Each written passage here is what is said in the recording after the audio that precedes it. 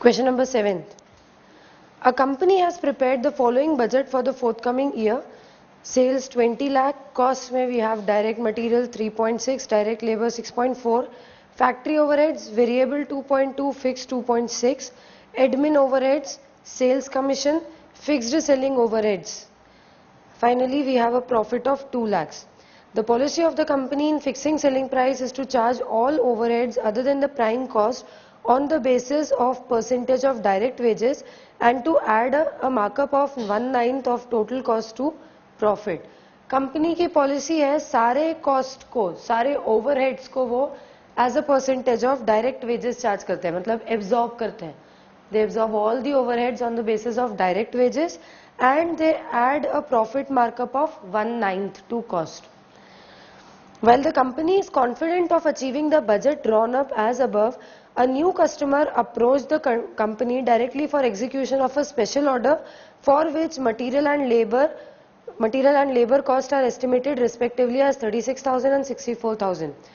जो बजट उन्होंने ड्रॉ किया है for that it is confident, उतना बजट तो वो अचीव कर ही लेंगे, उतना सेल हो जाएगा, उतने कॉस्ट लग जाएंगे. They are confident about that budget. Over and above that budget they have received a special order. एक कस्टमर आया है for with a special order.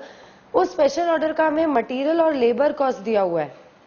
This special order is in excess of the budgeted sales as envisaged above. The company submitted a quotation of rupees 2 lakhs for the special order based on its policy. Company की जो policy है absorption की और profit margin add करने की, उस policy के basis पे कंपनी ने 2 लाख का कोटेशन दिया है इस स्पेशल ऑर्डर के लिए. The new customer is willing to pay a price of rupees 1,50,000 for the special order. Customer 1,50,000 ही पे करने के लिए तैयार है. We have quoted 2 lakhs based on our policy. कि हम सारे ओवरहेड्स को एब्जॉर्ब करते हैं as a percentage of direct wages and then we add 1/9 profit markup. उस पॉलिसी के बेसिस पे हमने 2 लाख रुपीस कोट किया है, जबकि कस्टमर हमें सिर्फ 1,50,000 ही पे करने के लिए तैयार है. The company is hesitant to accept the order below total cost as according to the company's management it will lead to a loss. 1,50,000 पे कंपनी एक्सेप्ट नहीं करना चाहती special order because the management thinks that it will lead to losses. इससे हमें losses होंगे. You are required to state your argument and advise the management on the acceptance of special order. Special order में क्या हम सारे cost को absorb करते हैं? No, this is in addition to our existing business. तो हम भी सिर्फ additional cost that is marginal cost जो इनकर कर रहे हैं वही रिकवर करते हैं फ्रॉम अवर कस्टमर्स, राइट. मतलब जो भी फिक्स कॉस्ट है वो तो ऑलरेडी हम इनकर कर रहे हैं, अलग से स्पेशल ऑर्डर के लिए कुछ भी इनकर नहीं किया जा रहा है. सो इट्स नॉट नेसेसरी कि वो भी रिकवर हो. वो नहीं भी रिकवर हो तो भी चलता है मिनिमम, लेकिन कम से कम मार्जिनल कॉस्ट की रिकवरी होनी चाहिए. That is our basis of decision making. अगर हमें कम से कम मार्जिनल कॉस्ट की रिकवरी हो जाती है then we go for the additional orders, otherwise not. तो हमें यहाँ पर भी देखना पड़ेगा हमारे मार्जिनल कॉस्ट क्या क्या है. ओरिजिनल हमें जो बजट दिया है उसमें हम देख सकते हैं केवल direct material, direct labour and variable factory overheads. These are the only 3 things. Also the sales commission. These are the 4 things which can come in the category of variable cost. बाकी का तो सब fixed factory overheads, admin overheads and fixed selling overheads है. ये सारे तो हमारे fixed cost हो गए.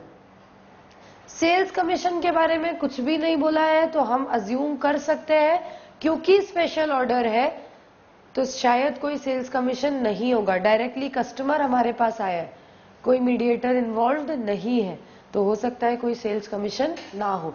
ये हम अज्यूम कर सकते हैं, which is a more appropriate assumption. हम हमेशा यही देखते हैं जब भी कोई डायरेक्ट सेल्स के ऑर्डर्स हमें रिसीव होते हैं तो कोई भी सेल्स कमीशन नहीं होता.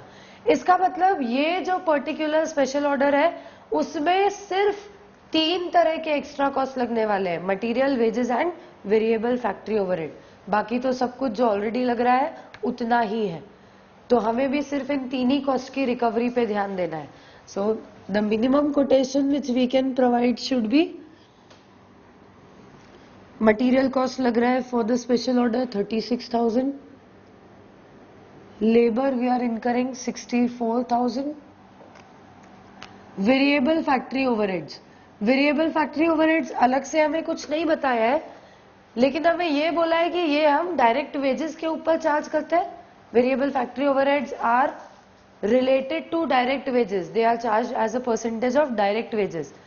तो ओरिजिनल बजट में हमारे डायरेक्ट वेजेस दिख रहे हैं 6.4, तब वेरिएबल ओवरहेड्स हम चार्ज करते हैं 2.2.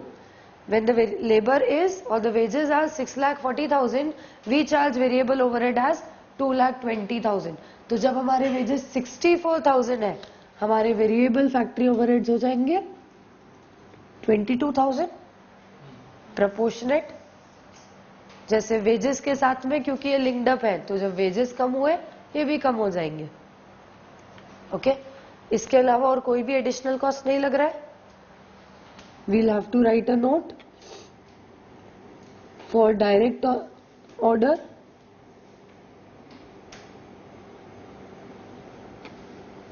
We have assumed there is no sales commission.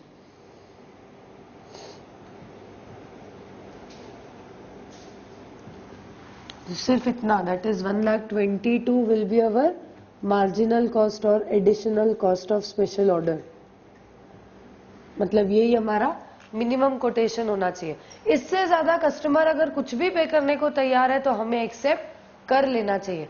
And customer is ready to pay 1,50,000, मतलब हमें 28,000 का प्रॉफिट ही होगा अगर हम ये एक्सेप्ट कर लेते हैं तो. So we should go for this special order. समझ में आया?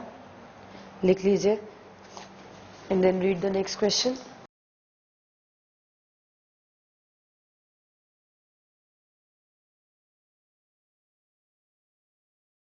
Beta Limited, question number 8. Beta Limited is a company that has in stock materials of type XY that cost rupees 75,000, but those are now obsolete and have a scrap value of only 21,000.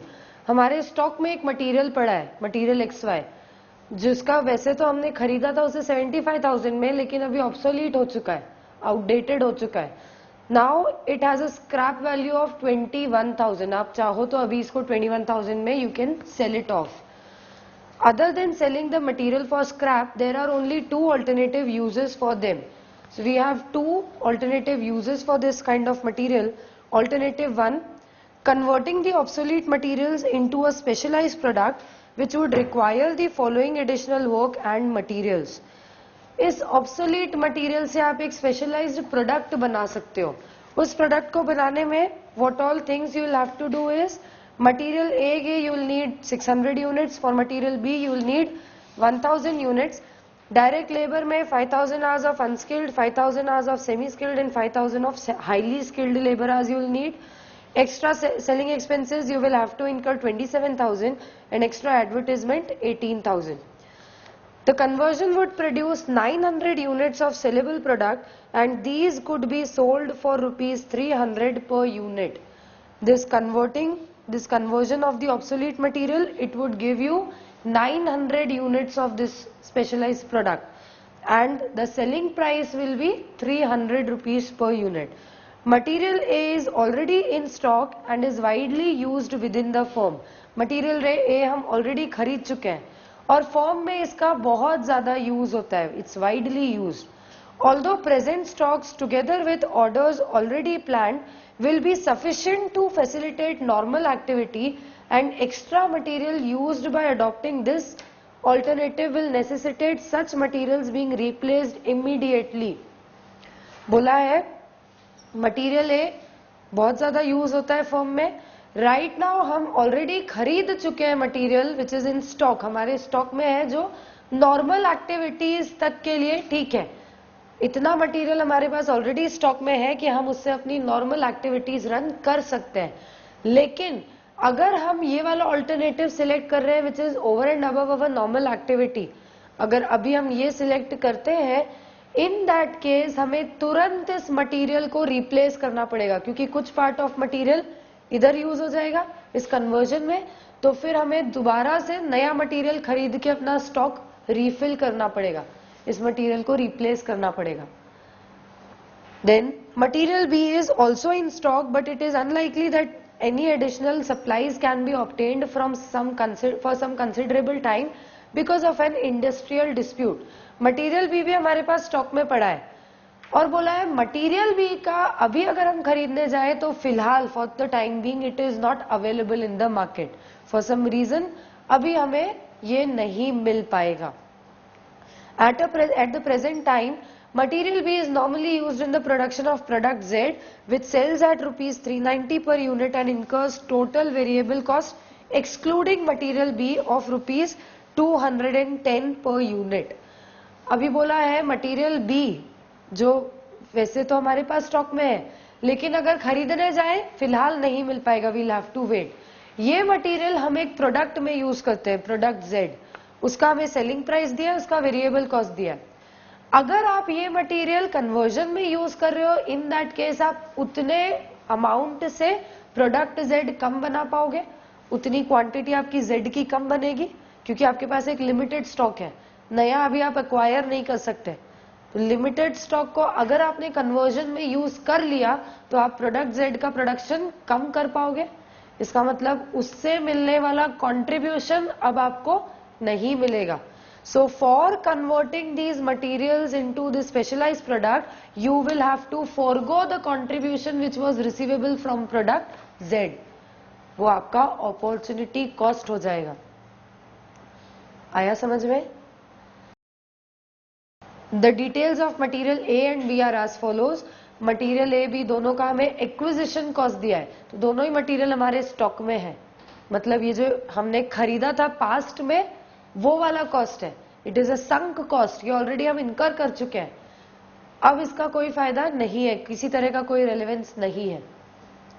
Net realisable value, material A B दोनों का net realisable value दिया है and material A का replacement cost दिया है. B तो replace हो ही नहीं सकता, फिलहाल आप इसको खरीद ही नहीं सकते हो, बी का कोई रिप्लेसमेंट कॉस्ट नहीं है, ए का रिप्लेसमेंट कॉस्ट दिया हुआ है.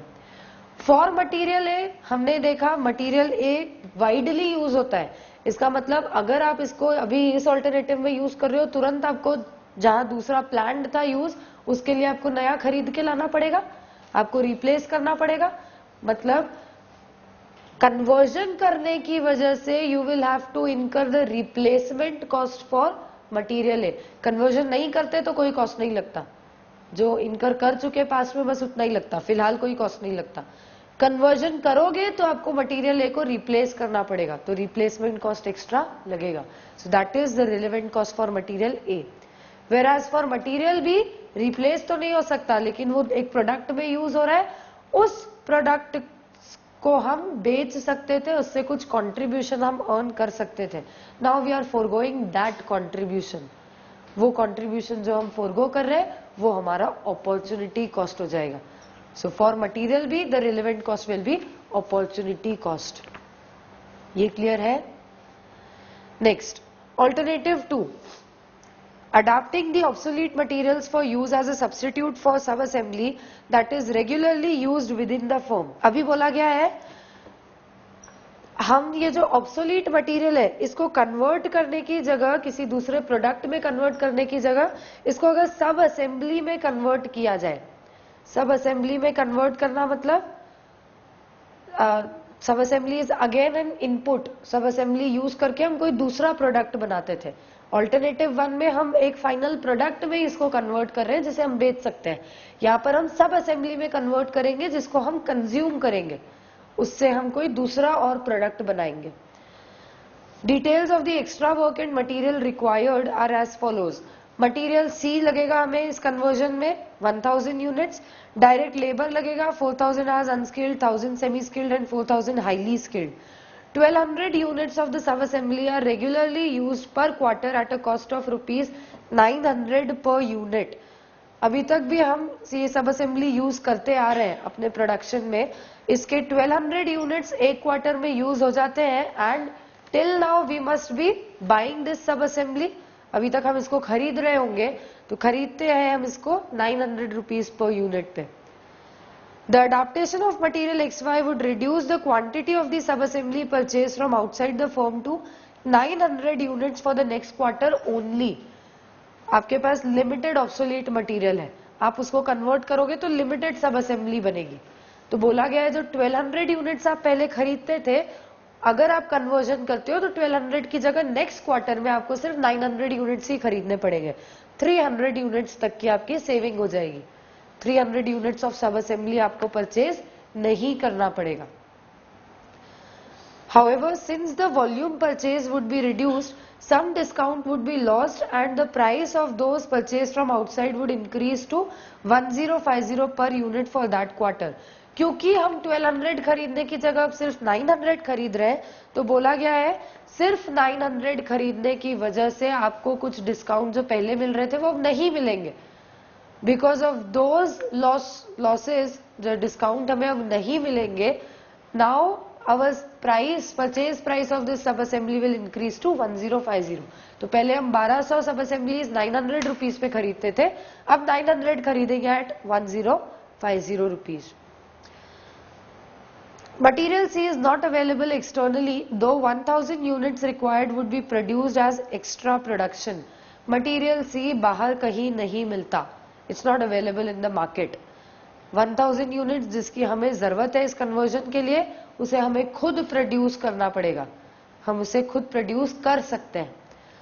The standard cost per unit of material C would be direct labour 6 hours, unskilled labour, raw material 13 rupees, variable overhead 6 hours at ₹1, fixed overhead 6 hours at ₹3। Material C produce करने का इतना हमें cost लगेगा। This is the standard structure. Then the wage rates and overhead recovery rates for Beta Limited are, Beta Limited के मतलब overall company के हमें अभी वेज रेट्स दिए हुए हैं। ओवरऑल कंपनी के क्या वेज रेट्स है? So we have variable overhead ₹1 per direct labour hour, fixed overhead ₹3 per direct labour hour, unskilled labour 3 per our, semi skilled 4 per hour, highly skilled 5 per hour. Overhead recovery rate भी दिए, veg rates भी दिए। तो किसी भी alternative में कहीं पर भी अगर कोई काम हो रहा है, यही रेट्स अप्लाई करेंगे हम। Unskilled labour is employed on a casual basis and sufficient labour can be acquired to exactly meet the production requirement. Unskilled labour casual basis पे एम्प्लॉय करते हैं, मतलब जितना जरूरत होती है उतना ही हम लेबर एम्प्लॉय करते हैं। जब जरूरत होगी तभी उन्हें वेजेस देते हैं, जब जरूरत नहीं होती वी डिप्लॉय देम, उनको वापस छोड़ दिया जाता है, मतलब आर्ली बेसिस पे रखे हुए हैं। They are not the permanent employees. Semi skilled labour is part of the permanent labour force, but the company has temporary excess supply of this type of labour at the present time. Semi skilled हमारा permanent है, semi skilled labour जो है वो permanent है और अभी access में भी है, मतलब वो फ्री भी है। हमारे पास permanently employed and for the time being हमारे पास उसके लिए सफिशिएंट काम नहीं है, थोड़ा बहुत टाइम उसके पास स्पेयर भी है। इसका मतलब हम अगर अभी सेमी स्किल्ड लेबर को यूज करते हैं तो हमें अलग से उसे कुछ पे नहीं करना पड़ेगा। आप यूज नहीं भी करोगे तो भी उसको वो वेजेस पे किए जा रहे हैं, आप अगर यूज करते भी हो तो भी वही वेजेस पे करोगे। It's nothing additional which you will pay because of any additional work. Highly skilled labor is in short supply and cannot be increased significantly in the short term. Highly skilled labor short supply में है, इसका shortage है, काम ज्यादा है और labour available हमारे पास कम है और इसको हम फिलहाल इंक्रीज भी नहीं कर सकते, ज्यादा लेबर हम एम्प्लॉय भी नहीं कर सकते। This labor is presently engaged in meeting the demand for product L which requires 4 hours of highly skilled labor. बोला है ये वाला जो पर्टिकुलर लेबर टाइप है हाईली स्किल्ड, ये फिलहाल प्रोडक्ट एल बना रहा है।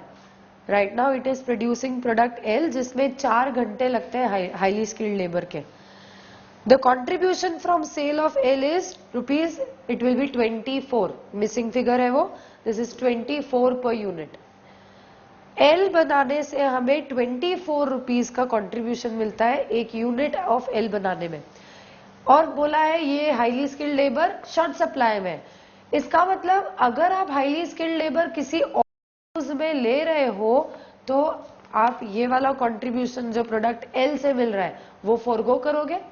ये लेबर प्रोडक्ट एल का प्रोडक्शन छोड़कर आपके काम में आएगा, आपके कन्वर्जन का काम करेगा।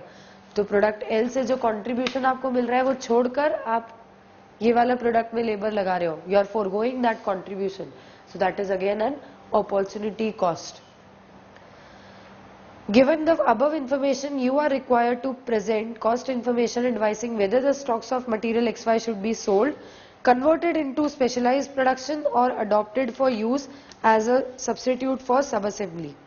इतना ही है ना?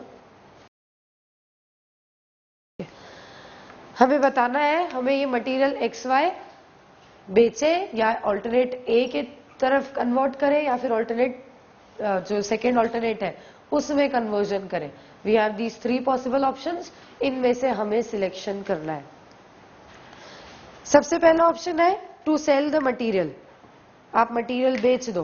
तो अगर आप मटेरियल बेच देते हो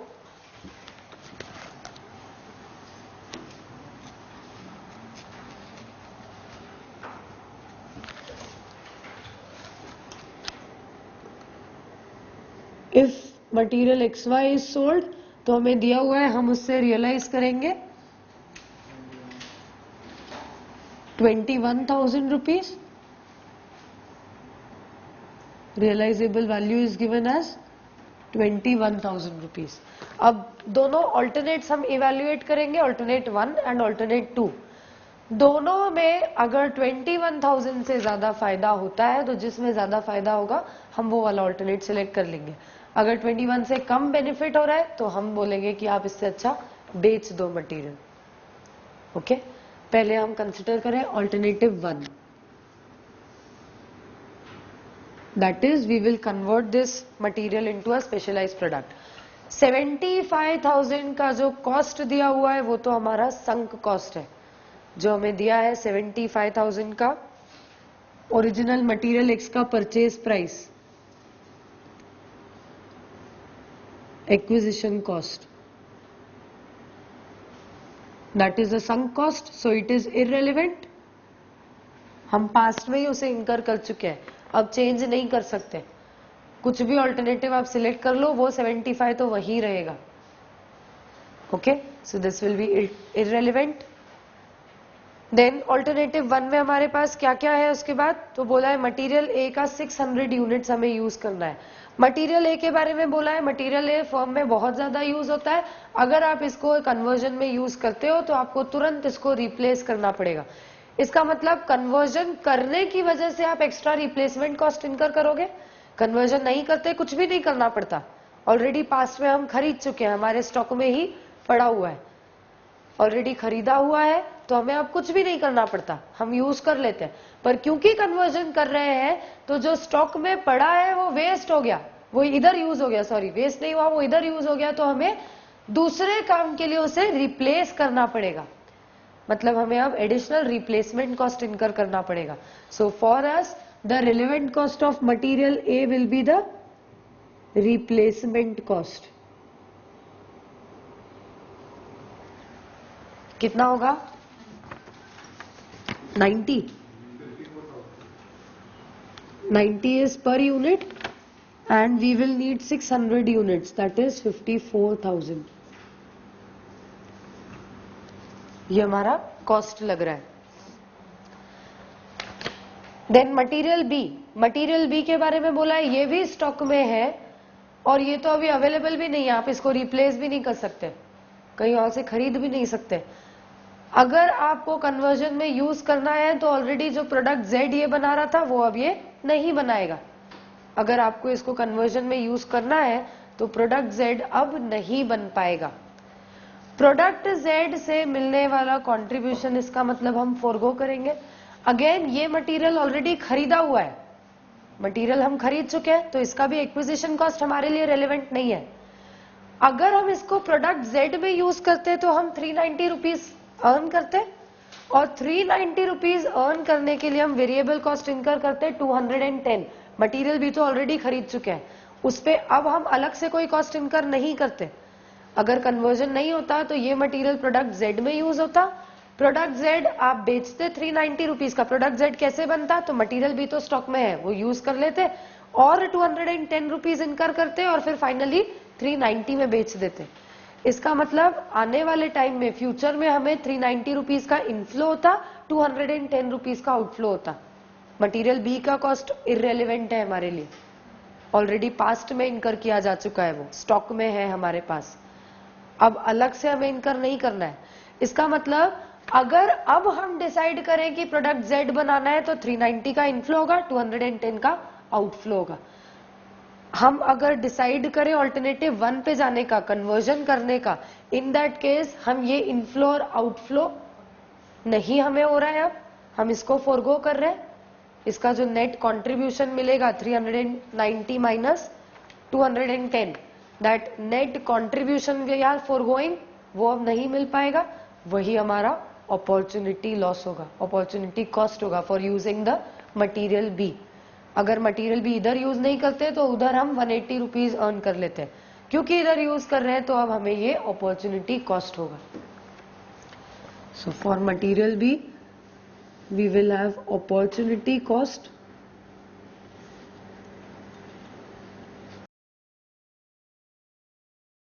$390 minus 210, और बोला है प्रोडक्ट Z का 1 यूनिट बनाने में मटेरियल बी के 4 यूनिट लगते हैं।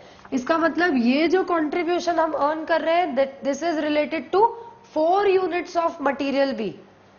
ये मटेरियल बी के 4 यूनिट को यूज करके मिलने वाला कंट्रीब्यूशन है, तो 1 यूनिट से कितना मिलेगा, डिवाइड बाय 4, और ऐसे हमें कितने यूनिट्स कंज्यूम करने हैं, 1000, 45,000। ये समझ में आया? मटेरियल बी का एक्विजिशन कॉस्ट यहां से लेस नहीं करना है, क्योंकि वो तो पास्ट में इनकर हो चुका है।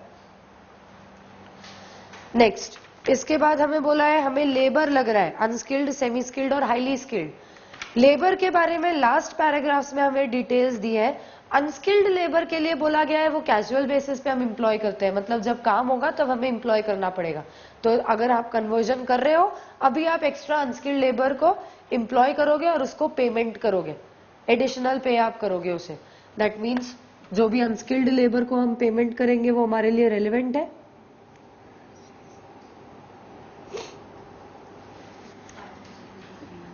5000 आवर्स लगेंगे और अनस्किल्ड का लेबर रेट है 3, so we are going to pay 15,000 rupees for the unskilled labour. Then semi skilled, semi skilled के बारे में बोला है, सेमी स्किल्ड हमारे पास परमानेंट लेबर फोर्स की तरह है। Semi skilled is a permanent labour force and right now it is temporarily in excess of what we need.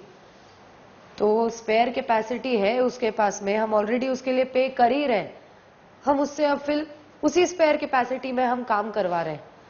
इसका मतलब कन्वर्जन के लिए अलग से हम कुछ पे नहीं कर रहे, ऑलरेडी पे कर ही रहे थे क्योंकि वो परमानेंट लेबर फोर्स था। So we are not spending anything extra for conversion. मतलब सेमी स्किल्ड लेबर से related there will be no cost, no additional cost, this is committed cost.